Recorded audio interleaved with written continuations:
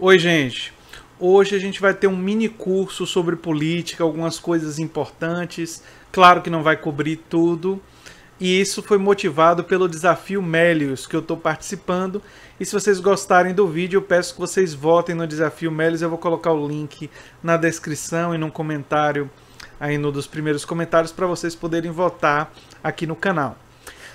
Esse desafio ele pediu para que a gente fizesse um vídeo sobre alguma coisa que a gente sabe muito ou que sabe pouco e tentasse transmitir esse conhecimento para o nosso público, de forma séria, risonha, enfim, da forma que a gente achar melhor. E eu aí devo me apresentar. Eu sou André Teixeira Jacobina, eu fiz bacharelado e licenciatura em História, fiz o meu mestrado em História Social pesquisando partidos políticos, né, daqui da Bahia. Eu até vou comentar sobre a minha pesquisa aqui no vídeo. E meu doutorado, embora em saúde pública, pesquisando também a relação entre partidos políticos e um movimento social específico, qual seja o movimento da reforma sanitária brasileira. Então, de uma forma ou de outra, eu estou há 18 anos pesquisando política e me parece que seria adequado eu fazer um mini curso de política, já que é a minha área de especialização, aquilo que eu venho estudando há muito tempo. O canal aqui é a Nova Máquina do Tempo, é um canal que discute política, ciência e filosofia. Tem uma sessão de diálogos com especialistas e o Filosofia Popular nas sextas-feiras, discutindo filmes e séries do ponto de vista político e filosófico. Aqui a gente vai fazer um vídeo, para vocês entenderem a esquematização, eu vou começar falando de política e de poder, chegando até o Estado Nacional. Depois eu vou trazer diferentes concepções de Estado, concepção liberal, marxista, concepções não marxistas. Depois eu vou me aprofundar um pouco mais sobre poder. Depois eu vou falar sobre sistemas econômicos, o feudalismo, capitalismo, socialismo, capitalismo de Estado, enfim, comunismo, falar um pouco sobre isso. E por fim eu vou falar sobre esquerda e direita e diferentes concepções e posicionamentos na esquerda e direita no que tange o papel do Estado, porque esquerda e direita também se divide do ponto de vista cultural, mas essa discussão cultural eu vou deixar para um futuro vídeo. Então, vamos começar o mini curso, tá certo? Para começar a falar de política, gente, a primeira coisa que a gente precisa desmistificar é que falar de política seria necessariamente falar de política partidária. Sim, o estudo dos partidos faz parte da discussão política, poderia-se dizer que é uma parte integral, muito importante, mas a política vai muito além da questão dos partidos, né? A questão de meio ambiente é uma questão política, a questão do trabalho é uma questão política, e até mesmo discussões sobre economia, como eu vou mostrar mais à frente em mais detalhes, são discussões eminentemente políticas. Na verdade, o termo política, que vem da polis, né? Ele significa tudo que se refere à cidade, o que é urbano, o que é civil, o que é público e até mesmo sociável ou social, né? A política seria a arte ou ciência de governo, né? Não importando as intenções descritivas ou normativas sobre as coisas da cidade, tudo que envolve as questões da cidade. Esse termo perdeu um pouco do seu sentido na época moderna e hoje a gente usa coisas como ciência do Estado, ciência política, filosofia política, para designar a atividade ou conjunto de atividades que de alguma forma tem como referência a polis, o Estado, né? O conceito de política está intimamente ligado ao conceito de poder. E o poder é o conjunto de meios para se alcançar um determinado fim. A capacidade que um sujeito tem de determinar a vontade do outro, né? E seja através da força física, do dinheiro, do saber, a relação entre os sujeitos. E Pierre Bourdieu, um sociólogo francês, ele fez uma análise muito interessante sobre o poder. Eu vou também falar de Michel Foucault mais à frente, mas nesse momento eu acho que vale interessante comentar o que Bourdieu abordou. Bourdieu, em Poder Simbólico, ele tentou demonstrar que não existe apenas essas formas de poder, mas pela coerção física ou pelo dinheiro, muito bem abordados anteriormente por outros autores. Mas também existe o poder simbólico que determinadas pessoas adquirem por outros saberes, outras qualidades. Por exemplo, se alguém tem um notório saber na ciência, um vencedor do prêmio Nobel, ele tem um grande capital simbólico capital científico, seria a expressão, né? Ele tem muito respeito da comunidade científica e também tem, por isso, acesso à sociedade que tende a respeitá-lo por causa disso daí. Isso poderia valer também para o capital militante, capital burocrático, ou seja, outras formas de capital que são simbólicas, ou seja, se alguém é um militante histórico de uma determinada causa, ganha muito respeito, muita notoriedade, e por isso tem, assim, uma forma de poder também.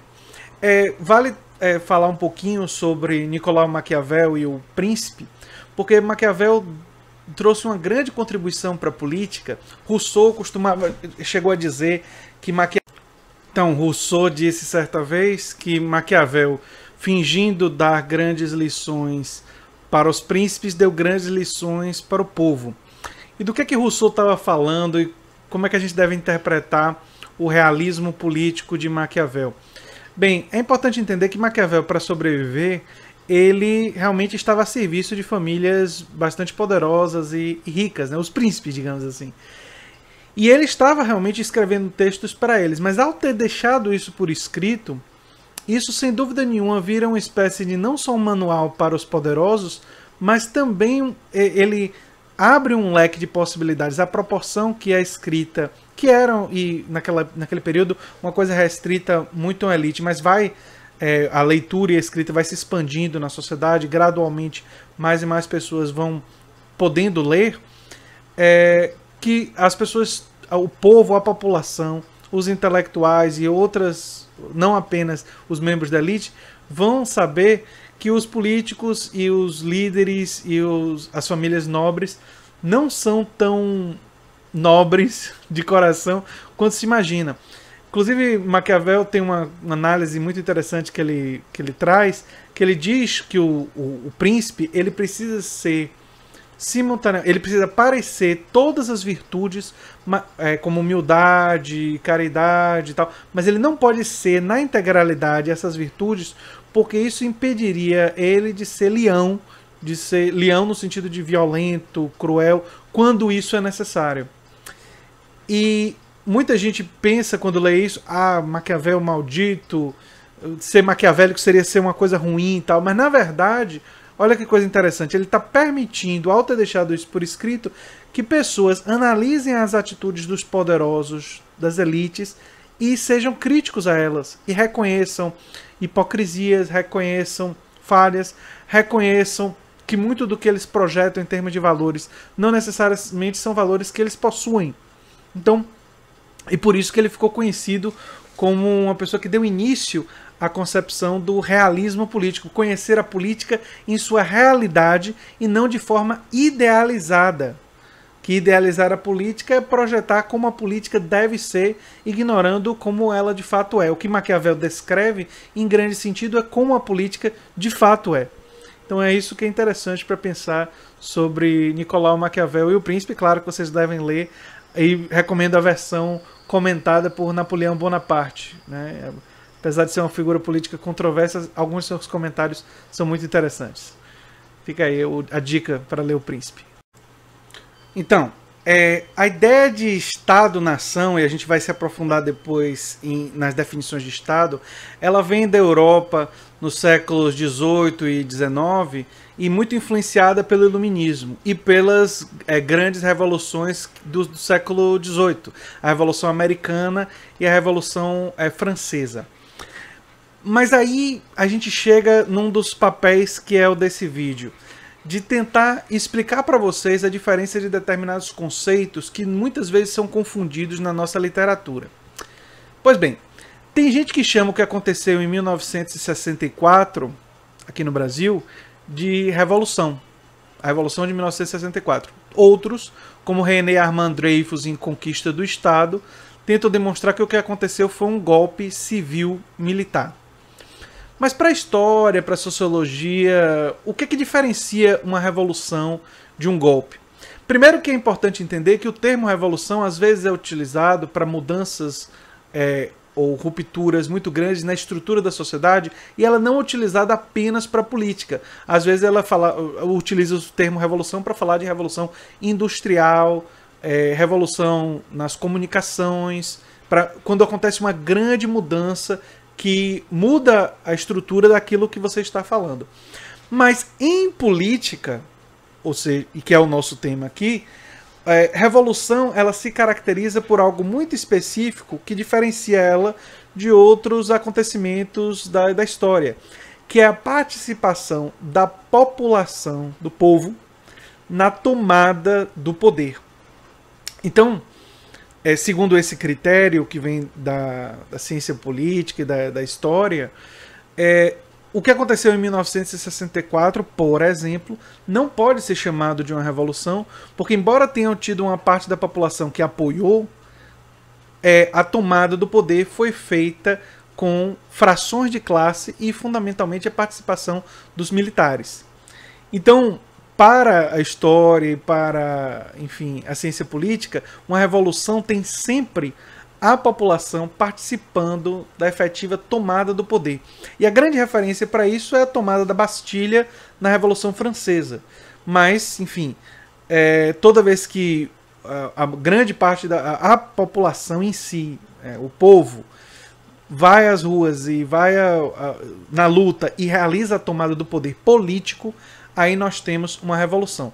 Toda vez que uma fração de classe, seja qual classe for, que realiza a tomada do poder, temos um golpe de Estado, realizando uma ruptura com a institucionalidade vigente. Ou seja, existia uma institucionalidade vigente em um determinado momento e isso foi alterado. Se houve a participação da população, do povo, não de uma pequena fração, mas de quase que a totalidade ou a maior parte da população participou da tomada do poder, isso é uma revolução.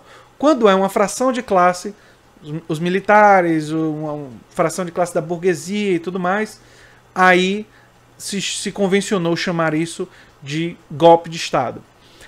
E no caso específico brasileiro, eu recomendo que vocês leiam A Conquista do Estado, de René Armand Dreyfus, porque ali vocês vão perceber, inclusive, a participação dos civis, de parte dos civis, nessa tomada do poder, né, do Estado brasileiro em 1964. E por isso que para os historiadores a gente chama do que aconteceu em 1964 de um golpe civil-militar.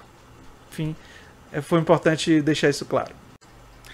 Então, um dos conceitos mais importantes para a gente entender em política é o conceito de Estado. Mas o conceito de Estado, assim como outros conceitos em política, eles são polissêmicos, ou seja, eles assumem diferentes concepções dependendo do autor que você está consultando. Ele não existe um consenso em relação ao conceito de Estado. Existe o que eu chamaria de concepção restrita de Estado, que seria o somatório das instituições públicas e dos aparelhos de coerção, tribunais, exército e tudo mais, e instituições públicas que administram, né? E em um determinado território. Então, quando você soma tudo isso, isso seria o Estado. Esse é o conceito restrito de Estado. Mas existem outras concepções de Estado. Quando o Estado estava surgindo, como nós o concebemos hoje, quer dizer, ele passou por transformações, mas quando ele estava em seu início, a concepção liberal de Estado foi muito importante. E qual é essa concepção? A concepção liberal do Estado é de um juiz neutro, justo, que apenas regula as ações e os contratos entre os diferentes indivíduos. Então, quando você escuta, isso vem dos contratualistas, desde John Locke, passando por outros contratualistas, embora alguns pudessem ter uma visão de que o contrato social deveria ser mais do que isso, não é? Mas o liberalismo clássico e os neoclássicos, de uma forma geral, eles pegam isso daí para dizer que o Estado deve ter uma função mínima, daí a ideia de Estado mínimo, de garantir os contratos entre diferentes indivíduos. E deve garantir esses contratos de forma imparcial, justa, isenta. Já a concepção marxista, que veio como uma crítica à visão neoclássica, tem uma concepção de Estado diferente. E, para mim, quem melhor resumiu isso foi o Vladimir Lenin, né? O Vladimir Lenin, ele certa vez, num texto dele, O Estado e a Revolução, disse que o Estado era, muitas vezes, o comitê executivo dos negócios da burguesia. O que é que Lenin estava querendo dizer com isso?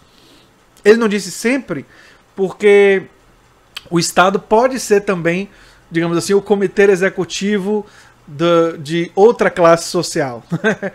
O que ele estava querendo dizer é que o Estado sempre corresponde aos interesses e aos desígnios da classe que o controla, que o domina. Então, se existe uma classe social controlando o Estado, esse Estado vai corresponder aos interesses dessa classe. Então, ele nunca vai ser isento, ele nunca vai ser imparcial, ele nunca vai ser neutro. Ele sempre vai corresponder aos interesses da classe que tem poder sobre ele. E, aliás, isso daí fundamentava a ideia de que, já que o Estado sempre corresponde aos interesses de uma classe, basta alterar qual é a classe que tem poder sobre ele para que se altere também a natureza do Estado. Então essa é uma concepção marxista de Estado, né? Às vezes eu uso uma analogia que não é perfeita, mas basicamente é do juiz de futebol, né? Que o liberal diria que o juiz não é ou não deve ser comprado, e o marxista diz que o juiz sempre é comprado, ele sempre tem favorito, ele sempre tem preferência. Mas, na verdade, a melhor analogia em relação a isso seria pensar, inclusive, no nosso Estado e no Estado, por exemplo, dos Estados Unidos, seria pensar, os políticos, eles agem conforme o bem-estar da população ou eles agem conforme o bem-estar daqueles que financiam suas campanhas? Não é? Que se você pensar que eles agem conforme o bem-estar de quem financia suas campanhas e não o bem comum, de forma predominante, você vai estar assumindo uma concepção, quer queira, quer não queira, marxista, no sentido de que você está compreendendo que frações de classe ou classes sociais financiam os políticos e por isso tem muito poder sobre eles. Então, seria também uma forma de ver que o Estado corresponde a interesses de classes e frações de classe. Teve um estudo feito na Universidade de Princeton, eu me esqueci agora o nome dos autores, mas eu coloco o estudo aí, um estudo muito interessante. Benjamin Page é um dos autores do estudo, me lembrei agora. E eles mostram basicamente que o que acontece? A população americana tem muito pouco impacto. Eu sempre vou trazer algo do empírico, porque eu sou um entusiasta do estudo empírico, da realidade, não apenas da discussão teórica. Então eles trazem várias pesquisas que mostram, eles fizeram uma longa pesquisa que mostra que quando estamos discutindo economia, o interesse e o que os bilionários querem pode ser representado na população americana por menos de 20% do interesse da população e ainda assim vira lei. E mesmo que a população queira alguma coisa, tipo 80% da população queira alguma coisa, isso não necessariamente vira lei. Isso fez os autores do estudo de Princeton chamar os Estados Unidos de uma oligarquia, um governo feito para poucos, um Estado, mais do que um governo, um Estado organizado e políticas de Estado organizadas para beneficiar uma pequena minoria.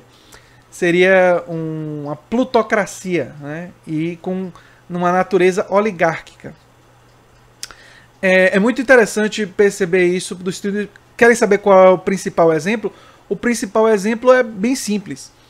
Mais de 88% da população americana defende que para você ter posse de arma, tem que haver uma checagem de antecedentes criminais em relação a você. Ou seja, eu preciso saber se você tem um histórico violento, se você realizou crimes no passado, para lhe vender uma arma. Mesmo em shows de armas e tudo mais. Isso no país super armamentista, como a gente conhece, que é os Estados Unidos. Mas a esmagadora, teve pesquisas de mais de 93% da população dizer não, faz sentido. A gente quer venda de armas, queremos a segunda emenda da Constituição, mas não vamos vender arma para gente que tem problemas mentais, gente que bate na esposa, gente que tem histórico de criminalidade. No entanto, essa lei federal não existe.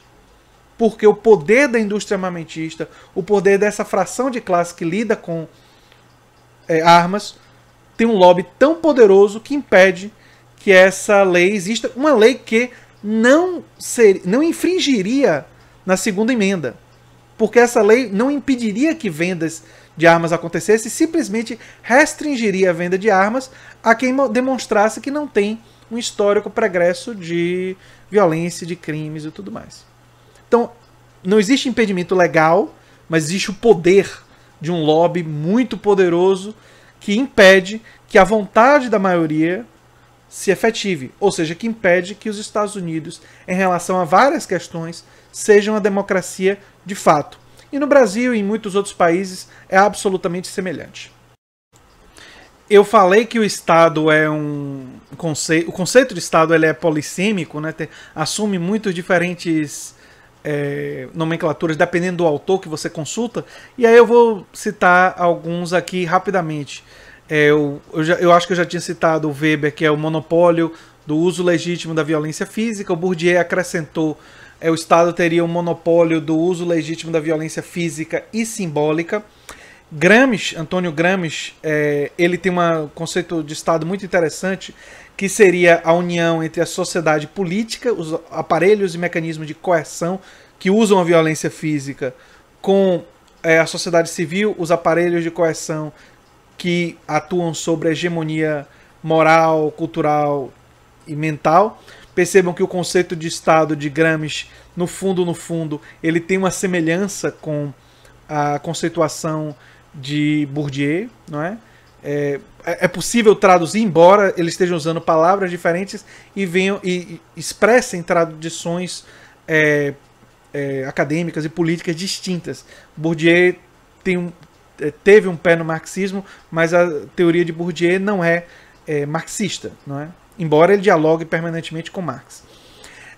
Nico Poulantzas, um pensador, cientista político, marxista, tem um conceito de Estado que eu também acho bastante interessante, que ele diz: o Estado é a condensação de uma relação de forças. O Estado é a condensação contraditória das relações de forças entre as classes sociais.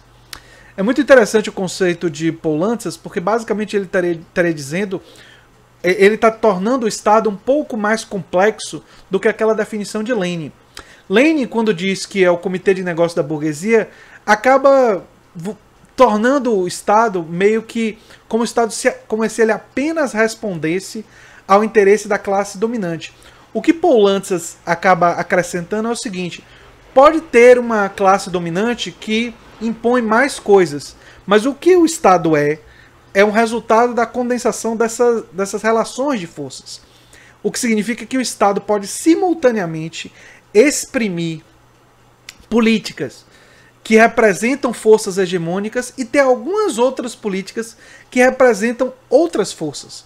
Então, o Estado pode ter, por exemplo, políticas, vou fazer um exemplo assim meio hipotético, mas assim, políticas que beneficiam... Vai pegar aqui o Brasil.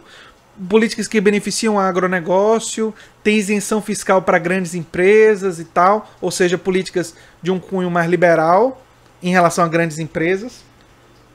Políticas neodesenvolvimentistas em relação ao agronegócio e, simultaneamente, ter políticas social-democratas no que tange a saúde. Quer dizer, o Estado brasileiro é um bom exemplo. Ele é desenvolvimentista com o agronegócio, é meio liberal com grandes corporações e com o mercado financeiro, porque nós não temos impostos sobre dividendos empresariais. Então, no que tange ao mercado financeiro, nós temos uma postura liberal. No que tange ao agronegócio, nós temos uma postura desenvolvimentista.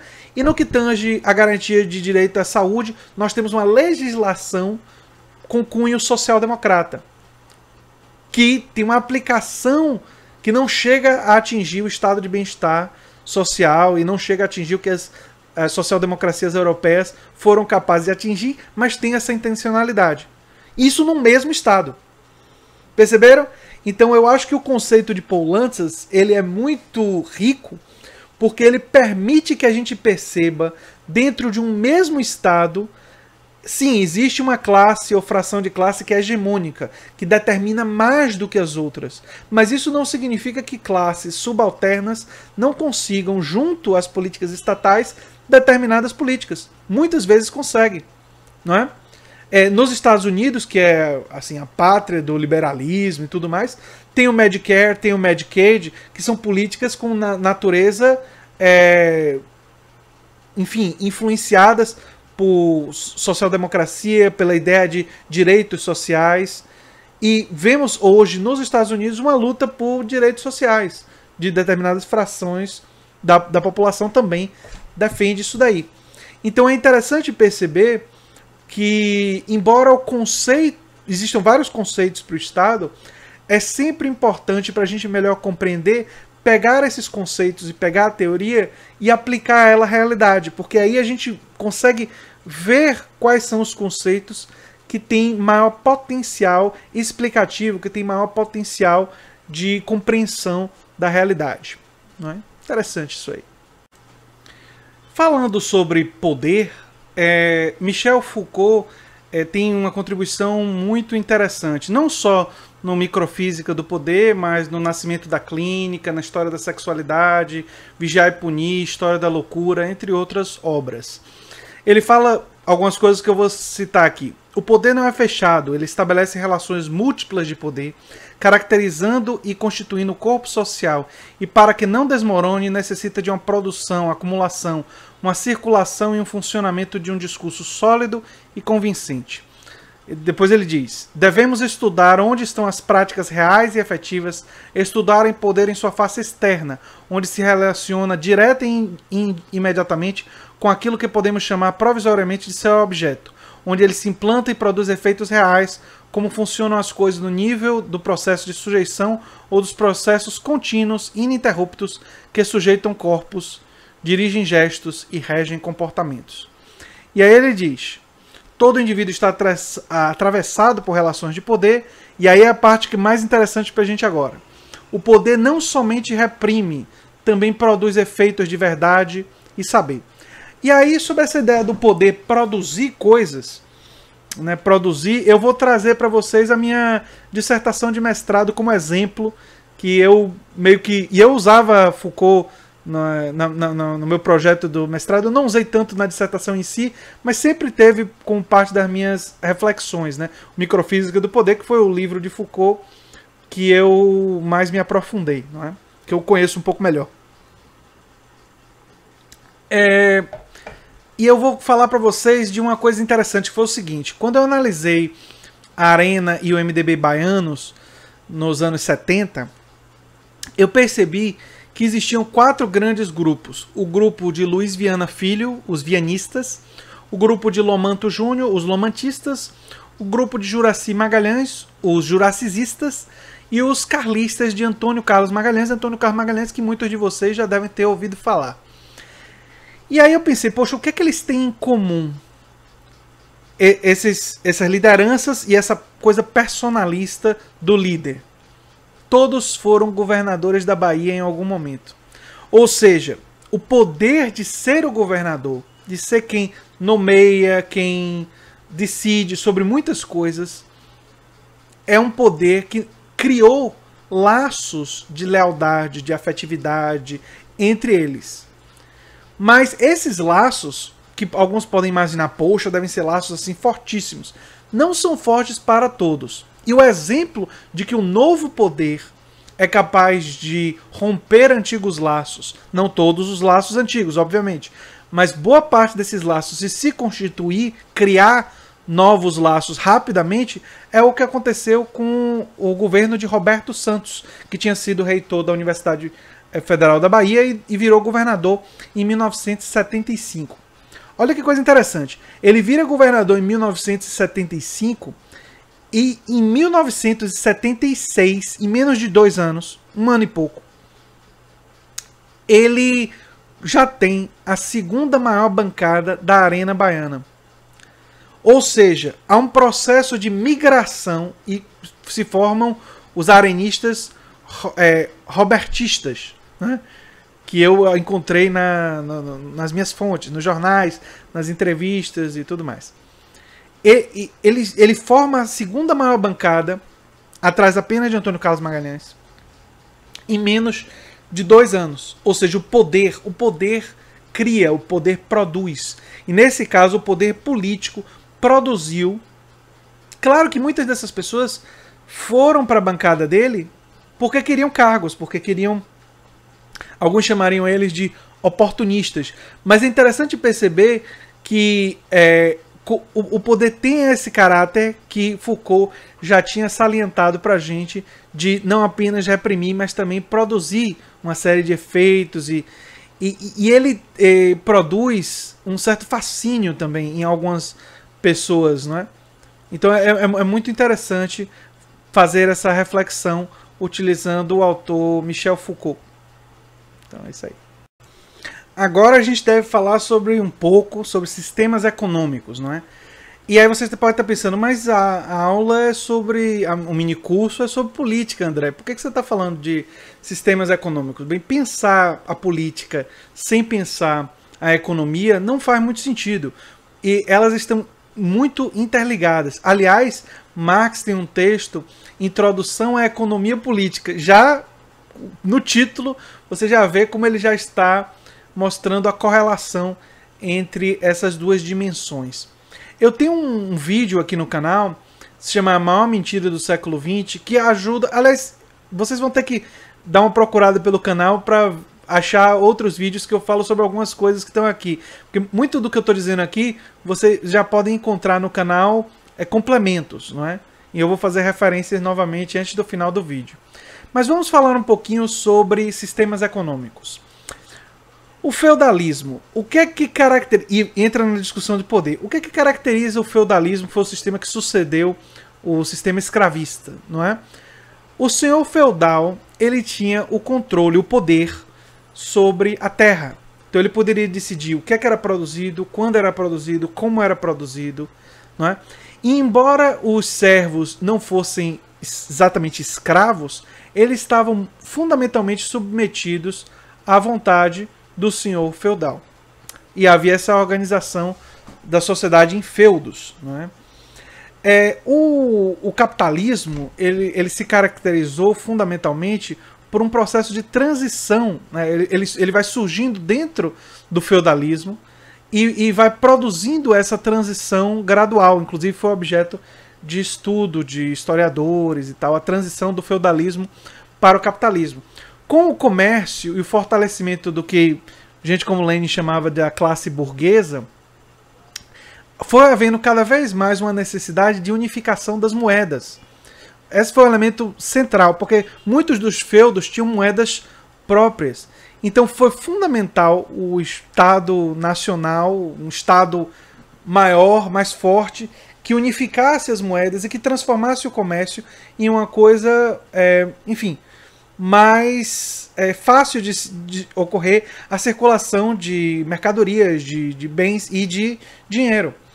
Por isso que essa classe nascente apoiou os reis absolutistas, né? E eles tinham interesse em facilitar o comércio. E a proporção que os comerciantes, os banqueiros e enfim, aqueles que se tornam os donos dos meios de produção vão se expandindo, o que é que acontece? Eles passam a ter cada vez mais o poder de decidir o que é produzido, como é produzido, enfim, as características, a ordem, a hierarquia passa a ser determinada pelo aquele que é o dono dos meios de produção. Não mais pela gentileza ou por uma questão aristocrática, hierárquica, passando de sangue, né? Não mais, porque dentro do feudalismo você tinha ainda muito a hierarquia tradicional vinda de famílias tradicionais, do nome das famílias. E passa a ser pela questão do dinheiro. Quem tem o dinheiro para comprar e ser dono dos meios de produção. E aí vocês precisam entender que o socialismo, quando ele surge enquanto ideia ali no século XIX, ele surge muito inspirado no iluminismo e em outras correntes, como tudo bem, antes era o senhor feudal que mandava e aí era o feudalismo. Depois passou a ser o capitalista, temos capitalismo. E agora nós queremos que seja a classe trabalhadora que tenha o controle e, enfim, possa realmente controlar os meios de produção. Inclusive formas socialistas anteriores ao século XIX, né, no século XVIII, durante boa parte do século XVIII, houveram aquilo que Marx chamou de socialismo utópico, outras formas de socialismo, mas que todas as diferentes formas de socialismo falavam de um protagonismo maior e de um benefício maior da classe trabalhadora, de formas muito diferentes. Não existe uma única forma de pensar isso daí.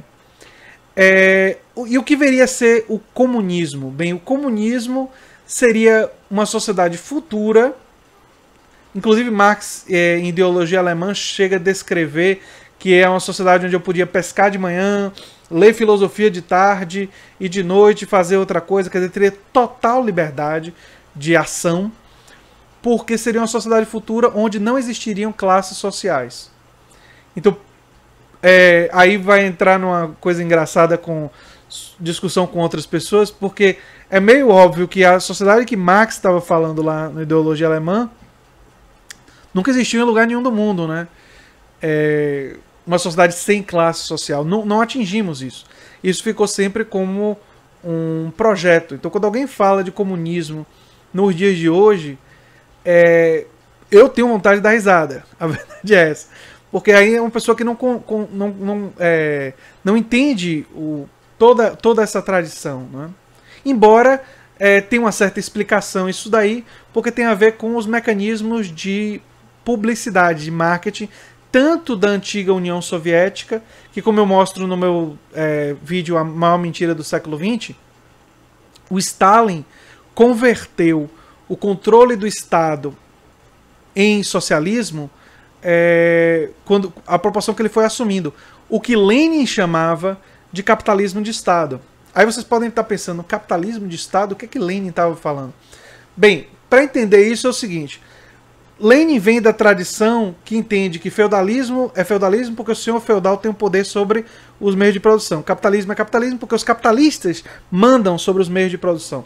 E só haveria socialismo quando fosse a classe trabalhadora. E a concepção na época de muitos anarquistas e de socialistas libertários era de que, através de cooperativas, muito semelhante às cooperativas que existem hoje, com gestão democrática, mas era uma das concepções daquela época. E quando o Estado toma conta dos meios de produção, Lenin automaticamente chama isso de capitalismo de Estado. Porque não poderia ser socialismo para Lenin, já que ele vem de uma tradição que socialismo necessariamente é o controle da classe trabalhadora sobre os meios de produção. O Estado seria um instrumento através do qual se atingiria isso. Então, mas não poderia ser eterno. Percebe? Ele seria um instrumento temporário, transitório.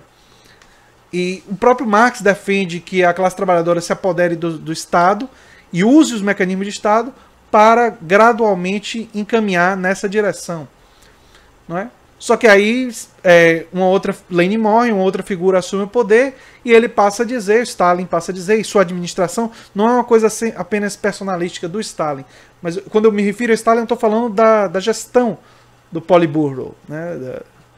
A gestão deles passa a dizer que socialismo é o Estado controlando os meios de produção. E aí, enfim, muda toda a história do século XX, porque para muitos isso passa a ser socialismo, né? Já comunismo, como eu disse, seria uma sociedade sem classes sociais. Seria uma sociedade em que todos seriam simultaneamente donos de tudo e não existiria posse pessoal dos meios de produção, mas você teria posse pessoal dos seus itens da sua casa, enfim. E seria uma sociedade onde a escassez seria superada. Estamos falando, inclusive, na superação da própria noção de escassez, não é? Enfim, levaria muitos vídeos só para aprofundar em relação a isso aí, mas fica uma introdução e tem outros vídeos meus sobre esse assunto no canal. Tendo dito tudo isso, como é que a gente divide esquerda e direita na política? Bem, eu tenho algumas referências. Eu utilizo Norberto Bobbio, esquerda e direita razões de uma distinção política, mas eu também utilizo outras fontes aí para fazer essa distinção. E a distinção que eu acho que faz mais sentido é a gente pensar o seguinte: a direita tradicionalmente fez uma defesa da hierarquia, ou pública ou privada. Isso resulta, de uma forma geral, na defesa do próprio capitalismo. A esquerda faz uma defesa da democratização pública ou privada e resulta na defesa de políticas sociais ou de transformações do sistema. E não existe apenas uma direita do ponto de vista econômico, nem apenas uma esquerda, existem várias. Na verdade, eu separo a direita em 3 partes e a esquerda em 3 partes, e cada uma dessas partes tem subdivisões. Você vê como o negócio é complexo. Então vamos lá. A direita tem uma concepção direita nacionalista, que defende o Estado forte para desenvolver o capitalismo, para influenciar. No Brasil nós temos um exemplo dessa direita nacionalista no próprio regime militar. Nossa ditadura militar era dessa natureza. Ninguém vai chamar a ditadura militar de esquerda, então é de direita. Mas é que tipo de direita? É uma direita nacionalista. É uma direita que acreditava que o Estado deveria ter um papel importante para produzir um capitalismo mais forte. Então, por isso, tinha que ter várias estatais, muitas foram criadas na época do regime militar. Você precisava ter uma infraestrutura do país mais forte, então tinha investimento estatal na infraestrutura, mas qual era a função, qual era o objetivo? Fortalecimento do capitalismo. A direita liberal tem uma outra concepção. A direita liberal fala em diminuição das funções do Estado, só que o Estado ainda é necessário. A direita liberal normalmente costuma dizer que o Estado é necessário pelos tribunais, pelo exército e em mais algumas outras poucas funções. Bombeiros, eventualmente e tal.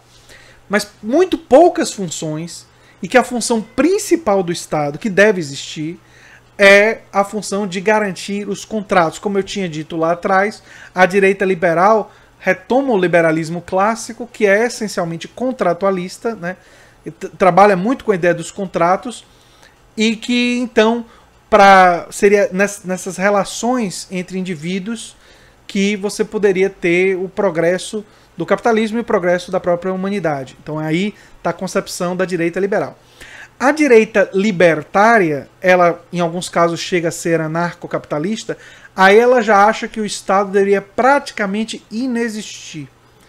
E todas elas têm alguma dimensão hierárquica, porque em todas, ou no âmbito do Estado ou no âmbito privado, elas admitem e permitem que alguns tenham posse dos meios de produção e outros vendam seu trabalho para poder sobreviver. Enfim, então essa dimensão hierárquica se dá muito fortemente aí. Nós temos hierarquia também na esquerda, mas é mais na esquerda que eu chamaria esquerda nacionalista stalinista, que é um dos tipos de esquerda. Vou usar a mão esquerda aqui para falar. A esquerda nacionalista stalinista ela se caracteriza por entender que o Estado deve ter um papel fundamental na posse dos meios de produção, não é? Então tem essa participação forte na economia, o Estado, e praticamente planeja toda a economia, era a ideia de economia planificada. A esquerda social-democrata tem a diferença fundamental com a esquerda nacionalista stalinista, que ela é pluralista, que ela é democrática e que ela entende que o papel do Estado deve ser em garantir direitos sociais. Teve uma pessoa no meu canal que fez uma pergunta querendo que eu diferenciasse os keynesianos dos social-democratas, e a forma mais simples que eu tenho para diferenciar é o seguinte: os keynesianos entendem que o mais importante é o crescimento econômico. Então, a ênfase deles na intervenção estatal é no crescimento econômico. E os keynesianos não necessariamente são de esquerda, eles podem ser de centro-direita. Já a esquerda social-democrata, a ênfase, embora o crescimento econômico seja importante, a ênfase é na garantia dos direitos sociais, direito à saúde, direito à educação, direito à moradia, tudo mais. Todos os dois acreditam num papel importante do Estado, mas a ênfase é distinta entre social-democratas e keynesianos. E a esquerda libertária que eu coloco, sempre falo por último, como eu falei por último da direita libertária, ela inclui os anarquistas, tanto o anarquismo sindicalista quanto o anarquismo comunista, são pessoas que acreditam e defendem a ausência do Estado, mas não a ausência do Estado para ser regulado apenas por relações entre indivíduos, uns que têm, outros que não têm, mas a ausência do Estado para que chegue a uma sociedade comunitária, onde todos são donos de tudo, né? Então, enfim, é uma concepção comunitária. A esquerda libertária não tem apenas os anarquistas, tem setores progressistas atuais que circulam entre a esquerda social-democrata e os libertários.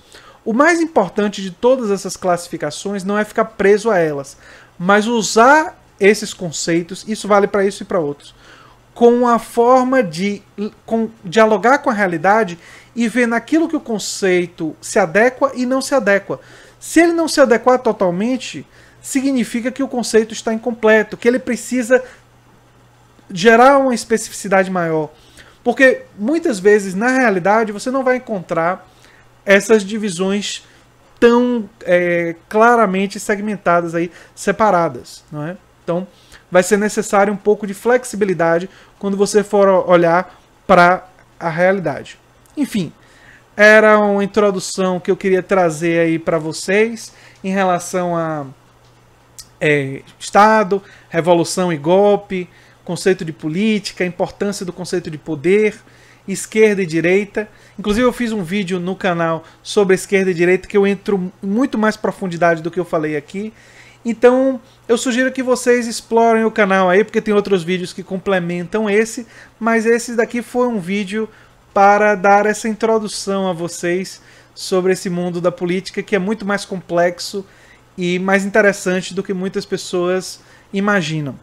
E se vocês gostam do que eu faço aqui, se lembre sempre de se inscrever no canal, dar um like, compartilhar e hoje votar no Desafio Melius para me ajudar. Um abração, gente, e até os próximos vídeos de aulas e que a gente vai discutir conceitos de autores aí. Um abração, tchau, tchau.